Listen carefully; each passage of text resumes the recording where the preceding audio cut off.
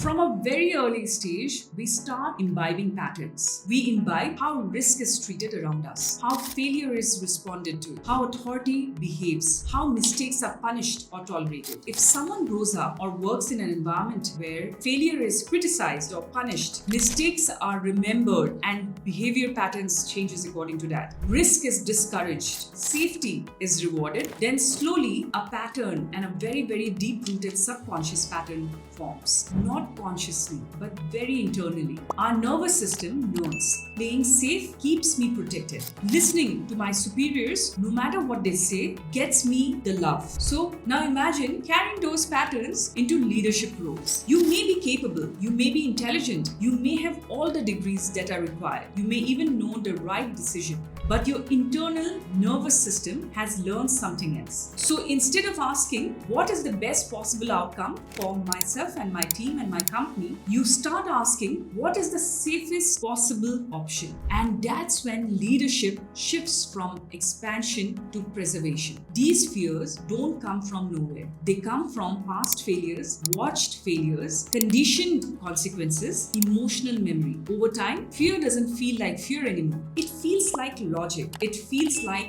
this is the right way to go. You call it being cautious, being responsible, being practical. But underneath, it's a learned response to avoid risk, to avoid the big responsibility. When a leader operates from conditioned safety, decisions becomes conservative. Emotional vulnerability is seen as a weakness, and sharing it is absolutely a taboo in a professional environment. Emotional vulnerability is seen as unprofessional.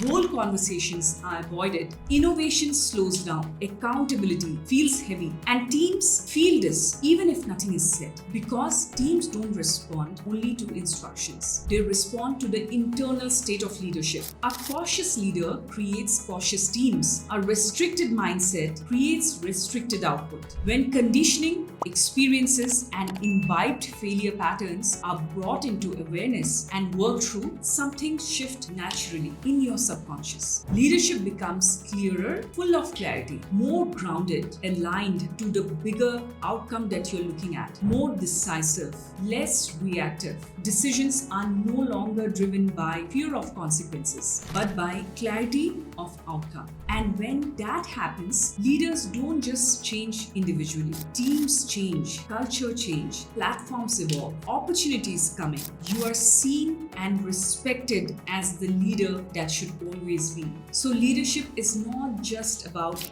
learning new skills. It's about understanding what you have learned subconsciously, what you have been conditioned to believe, and what is quietly influencing your choices. When those layers are understood and addressed, leadership begins to operate from choice, not conditioning, from your aligned belief system and not your limiting belief system.